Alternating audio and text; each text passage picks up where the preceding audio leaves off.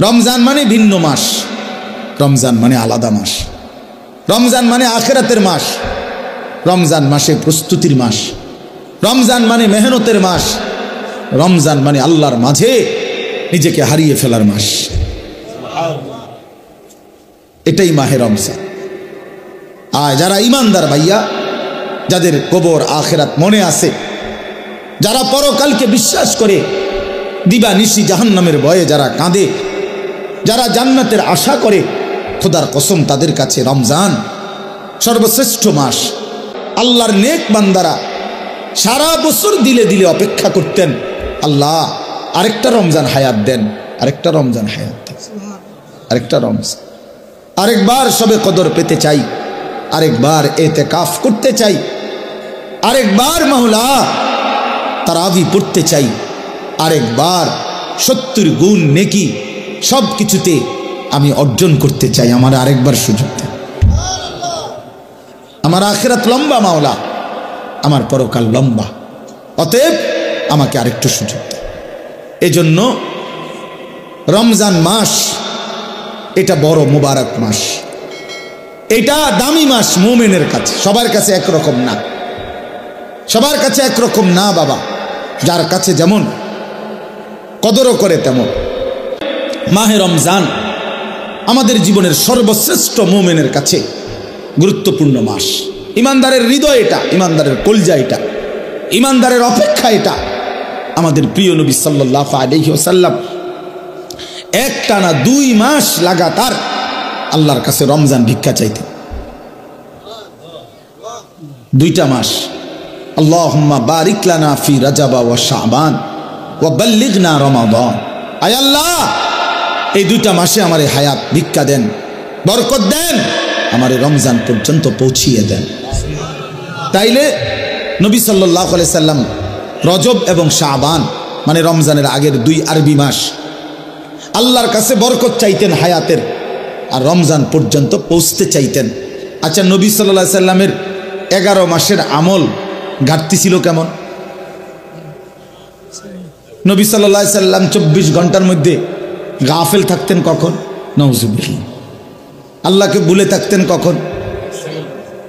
এক বুজুর্গকে জিজ্ঞাসা করছিল যে আল্লাহ নবী সাল্লাল্লাহু আলাইহি সাল্লাম তসবিহ ব্যবহার করতেন, যে আমরা যে তসবিহ গুনি, তখন উনি চমৎকার উত্তর দিছে যে শোনো বাবা, তসবিহ তো ব্যবহার করে সে যে আল্লাহকে ভুলে যায়, ফলে তসবিহ হাতে থাকলে এই তসবিহ তারে আল্লাহর কথা মনে করায় দেয়, তখন সে আবার পড়ে, আবার ভুলে যায়, আবার তসবিহ দেখলে মনে পড়ে।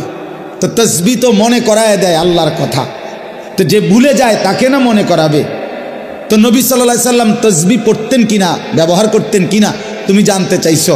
আগে তো তুমি বলো, নবী সাল্লাল্লাহু আলাইহি সাল্লাম আল্লাহকে ভুলতেন কখন? তিনি আল্লাহকে ভুলতেন কখন? তিনি তো কখনোই ভুলতেন না।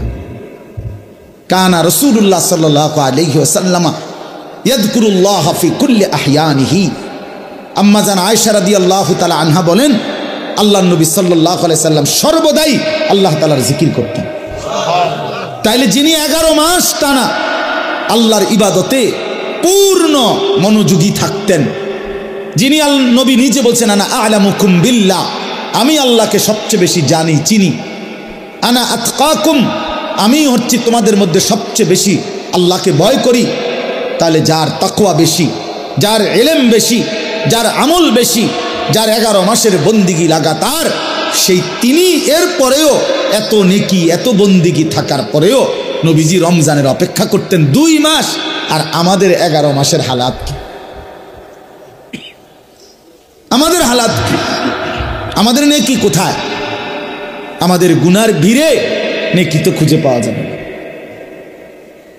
নেকি তো খুঁজে পাওয়া যাবে না। আমাদের তো গুনায় গুনাহ, গুনাই গুনাহ, গুনাই গুনাহ, উঠতে বসতে চলতে ফিরতে নাফরমানি আমাদের বেশি। অতএব আমাদের জন্য এর চাইতে বেশি রমজানের অপেক্ষা করা উচিত, কারণ রমজান আমার গুনাহ ধুয়ে মুছে সাফ করে দিবে, রমজান আমার নেকির পাহাড় জমায়ে দিবে। এই জন্য দয়া করে আমরা প্রত্যেকে ইনশাআল্লাহ, এই প্রথম কথা আমার, রমজানের জন্য দিল থেকে দোয়া করবেন, বলেন ইনশাআল্লাহ। এইটা হলো 1 নম্বর কথা, 1 নম্বর ডিউটি। এখন থেকে আর বাকি কয়টা দিন প্রত্যেক দিন আল্লাহর কাছে বলেন, আল্লাহ আর কয়টা দিন হায়াত ভিক্ষা দেন, আর কয়টা দিন হায়াত দেন, রমজান না দেখাই আমারে কবরে নিয়েন না মাওলা। আমি রহমত মাগফিরাত নাজাত পেতে চাই, আমি 70 নেকি পেতে চাই, আমি সবে কদর পেতে চাই, আমি ইতিকাফ পেতে চাই, আমি রমজানের রহমত মাগফিরাত নাজাত পেতে চাই। আমারে এত কাছে আইনা 17-18 দিন সামনে রাইখা আমারে কবরে নিয়েন না। এটা আমাদের প্রথম দোয়া। 2 নম্বর কথা হলো, আল্লাহ পাক রব্বুল আলামিন রমজানের গুরুত্ব বলতে গিয়ে এইখানে ডাইরেক্ট সরাসরি আল্লাহ নিজে বলছেন। এই আয়াতটা সূরা বাকারার 185 নম্বর আয়াত অংশ বিশেষ। আল্লাহ তাআলা বলেন শাহরু রমাদান, এই যে রমজান মাস, শাহরু অর্থ মাস, রমাদান মানে রমজান। তো রমজান মাস এই কথাটা আল্লাহ পাক এই মাসটার এতটা দাম যে আল্লাহ নিজেই এই মাসের নাম উল্লেখ করেছেন। এই কোরআনুল কারিমে আরবি 12 মাসের মধ্যে আর কোনো মাসের নাম কোরআনে নাই, শুধু এইটাই আছে। মহররম, সফর, রবিউল আউয়াল, রবিউল সানি, আরো মাস আছে না আরবি, এগুলোর নাম নাই। শুধু এই রমজান মাসের নামই আল্লাহ উল্লেখ, শাহরু রমাদান, রমজান মাস। অতএব যেটা আল্লাহ উচ্চারণ করছেন সেটা দামি, দামি কিনা বলেন। 2, আমাদের নবীজির জবানে রমজান শব্দ উচ্চারণ হয়েছে কিনা? হয়েছে। নবীজি বারবার বলছেন ইজা দাখালা রমাদান, যখন রমজান আসে, ফুতিহাত আবওয়াবুর রাহমা আবওয়াবুল জান্নাহ, রহমতের সব দুয়ার আল্লাহ খুলে দেয়, জান্নাতের সব দুয়ার আল্লাহ খুলে দেয়।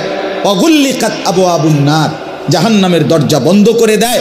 অসুলসিলাতিশ শায়াতিন, শয়তানগুলোকে শেকলে বন্দি করে দেয়।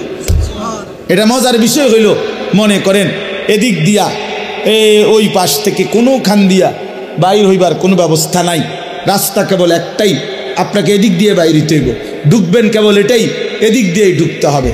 তা আল্লাহ যেন রমজান মাসে জাহান্নামের সব দরজা বন্ধ করে দেয়, শয়তানগুলোকে শেকলে বন্দি করে ফেলে। এবার আল্লাহ যেন বলে, বান্দা এটা রমজান, যেদিক দিয়েই আমল শুরু করবা, যেই এলাকার থেকে আমল শুরু করবা, মানে আমার জান্নাতের দিকে হাঁটা শুরু করবা, তো কোনোখানে বাঁচবে না, কোনোখানে ভুল হবে না, পথ হারাইবা না, রাস্তা ভুল হবে না, অন্য কোনো দরজা দিয়া ঢুকার সম্ভাবনা নাই। শুধু খোলা যেই দরজা, এটা শুধুই জান্নাতেরই দরজা, ঢুকলে শুধু জান্নাতেই ঢুকবে। তাহলে নবী সাল্লাল্লাহু আলাইহি ওয়াসাল্লাম রমজান মাসের নাম রমজান উল্লেখ করছেন। মান কামা রমাদান, মান সামা রমাদান, এই রমজান শব্দটি আল্লাহ নবী বারবার উল্লেখ করছেন, বারবার উল্লেখ করেছেন। তাহলে যেই নাম আল্লাহ উল্লেখ করছেন, যেই নাম নবীজি উল্লেখ করছেন, তাহলে এটা নিঃসন্দেহে দামি কিনা বলেন। অতএব রমজান মাস আল্লাহর কাছে যেহেতু প্রিয়, রমজান মাস নবীর কাছে যেহেতু প্রিয়, আমি মুমিনের কাছেও রমজান প্রিয়। যা আমার আল্লাহর প্রিয় তা আমারও প্রিয়, যা আমার নবীর প্রিয় তা আমারও কি প্রিয়। এটা হলো একটা। এবার আল্লাহ তাআলা রমজানের বৈশিষ্ট্য বলতেছে, আল্লাযী উনজিলা ফীহিল কোরআন, রমজান এটা সেই মাস যেই মাসে আমি আমার শ্রেষ্ঠতম কালাম কোরআন নাজিল করেছি। তাহলে রমজান মাস সেই মাস যেই মাসে কোরআন নাজিল হয়েছে। তাহলে রমজান কোরআন, রমজান কোরআন। কাগজের এই পিঠে এই পিঠে যদি লেখা থাকে রমজান, ওই পিঠে দেখা যাবে লেখা আছে কোরআন। কোরআন, রমজান আর কোরআন, অর্থাৎ রমজান মানে কোরআনের মাস, কোরআনের মাস। রমজানটাকে মনে করেন মেহমানের সামনে ট্রের মধ্যে করে 10 আইটেমের ছোট ছোট বাটিতে তরকারি দিছে, দিয়া উপরে একটা সুন্দর কাপড় দিয়ে মখমলের ঢেকে দিছে সবগুলোর উপরে, সবটি বাটির উপরে। তো আল্লাহ তাআলা যেন এই রমজান মাসটাকে কতগুলো ইবাদত দিয়ে সাজিয়েছেন। যেমন রোজা, এটা একটা ইবাদত, ইফতার এটা একটা ইবাদত, সাহারি মানে রাত্রির খাবার এটা একটা ইবাদত, 20 রাকাত তারাবি এটা একটা ইবাদত, তারপরে শেষ দশকে এতেকাফ মসজিদে এটা একটা ইবাদত, শেষ দশকের বেজর রাত্রিগুলোতে শবে কদর এটাও একটা কি ইবাদত। এইভাবে আল্লাহ তাআলা এগুলা দিয়া সাজাইয়া এইটার উপরে যেন কোরআন নামের একটা চাদর দিয়ে ঢেকে দিছে। মানে পুরাটা রমজান কোরআন দ্বারা মোড়ানো, কোরআনের চাদরে ঢাকা। এজন্য রমজান আল্লাহ তাআলা বলছেন এটার মর্যাদা বৈশিষ্ট্য যে আমি আল্লাহ আমার কোরআন নাজিল করেছি। কোরআন নাজিল করার কারণে রমজান দামি। দামি কেমন? কোরআন হুদাল লিন্নাসি ওয়া বাইয়িনাতিম মিনাল হুদা ওয়াল ফুরকান। আল্লাহ বলেন কোরআন হচ্ছে বিশ্ব মানবতার হেদায়েত এবং হেদায়েতের স্পষ্ট পথ নির্দেশিকা, মানে কোনো বিষয় অস্পষ্ট নাই। ওয়াল ফুরকান, কোরআনই হচ্ছে সত্য মিথ্যা, ন্যায় অন্যায়, জায়েজ না জায়েজ, উচিত অনুচিতের মাপকাঠি। কোনটা করা উচিত, কোনটা ছাড়া উচিত, কোনটা ন্যায়, কোনটা অন্যায়, কোনটা উচিত, কোনটা অনুচিত, আল্লাহর কসম এটা একমাত্র কোরআনই সিদ্ধান্ত দেয়। আমার রসুলের সুন্নাহ হাদিসে শিক্ষা দেয়। এই জন্য কোরআন সুন্নাহ থেকে যে বঞ্চিত, কোরআনের জ্ঞান যে পায় নাই, রসুলের হাদিস যে শিখে নাই, আল্লাহর কসম সে ন্যায় অন্যায় চিনতেই পারে না। পৃথিবীর আর কোনো বই দিয়া হবে না, হালাল হারাম বুঝবে না। পড়ে তো উচ্চ শিক্ষিত, কথা তো বলে শুদ্ধ, রেজাল্টও খুব ভালো, শব্দ উচ্চারণ চমৎকার, কিন্তু আজকে 5 বছর একটা মেয়ের সাথে সম্পর্ক, হাঁটে চলে মেয়ের সাথে, এটা যে হারাম এইটাও তার আন্দাজের মধ্যেই নাই। কারণ কোরআনের জ্ঞান না থাকার কারণে, কোরআন না থাকার কারণে হালাল হারামের পার্থক্য বুঝার অন্য কোনো জ্ঞান তার কাছে নাই। এই জন্য কোরআনই একমাত্র মানুষকে ন্যায় অন্যায় শিখায়। ওয়াল ফুরকান।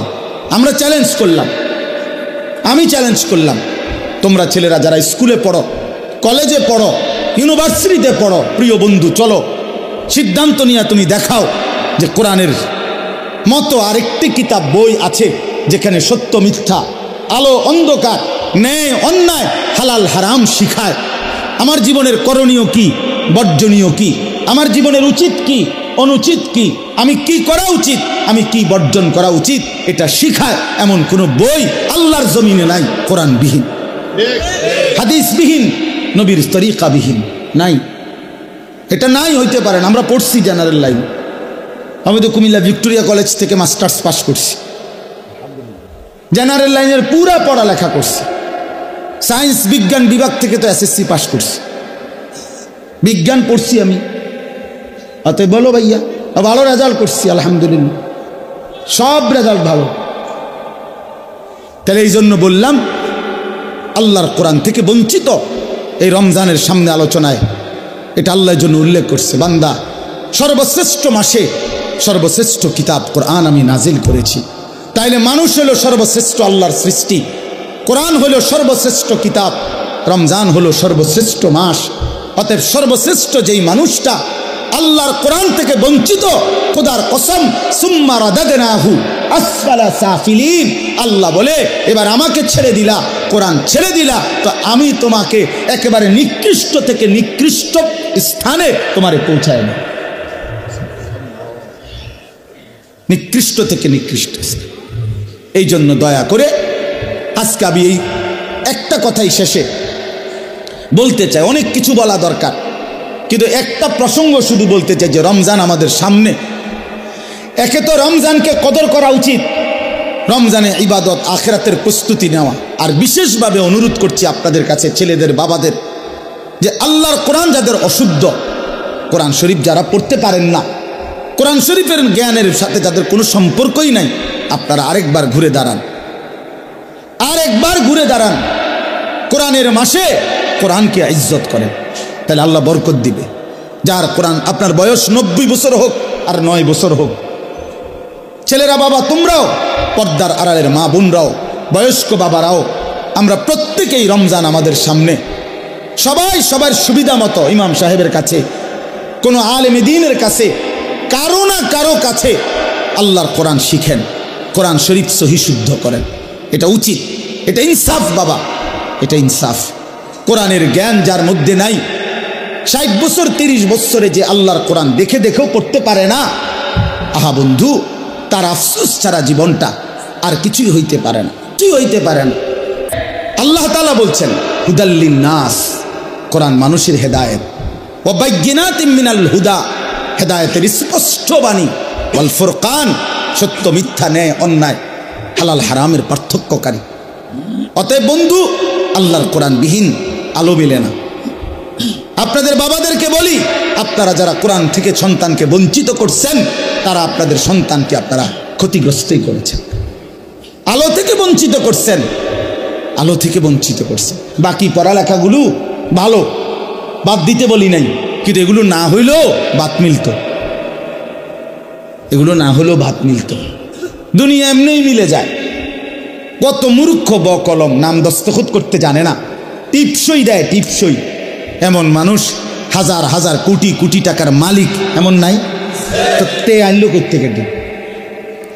এই মূর্খে আনলো কোত্থেকে টাকা? এগুলা হেতেও তো দুনিয়া বুক করে। কথা বলেন, তার কি নাই? বাড়ি, গাড়ি, নারী, ক্ষমতা, প্রভাব, প্রতিপত্তি সবই তো আছে। তাহলে দুনিয়া এমনি বুক করা যায়। যে বুবা, দেখেন, যে বুবা মানুষ, বুবা বাস্তবিক অর্থেই বুবা, সেও তো দুনিয়া বুক করে, করে না? সেও তো ভাত খায়, মাছ খায়, পেশাব করে, ঘুমায়, তারও তো বাচ্চা কাচ্চা হয়, হেতেও তো বিয়া করে। তাহলে দুনিয়া তো বুবায়ও ভোগ করে। তাহলে বোঝা গেল আল্লাহর কোরআন যেই জবান পড়তে পারে না, বাকি কথা এগুলো না কইলেও সে দুনিয়া ভোগ করতে পারত, দুনিয়া ভোগ করতে পারত। এই জন্য বন্ধু, দুনিয়া তো বেঈমানও ভোগ করে, দুনিয়া তো মূর্খও ভোগ করে, দুনিয়া তো বুবাও ভোগ করে, দুনিয়া তো জন্তু জানোয়ারও ভোগ করে।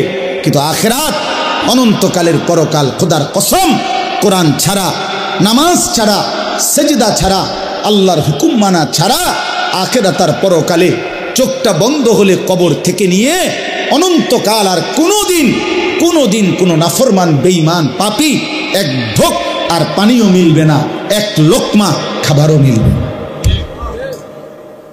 হ্যাঁ, দুনিয়া তো আজ এমনি মিলছে, ইমান না থাকলেও তো দুনিয়া মিলে। কাফের বেঈমানও তো দুনিয়া ভোগ করে মিয়া। অতএব এই আমার শেষ কথা, দয়া করে এটা ভাবতে শিখেন।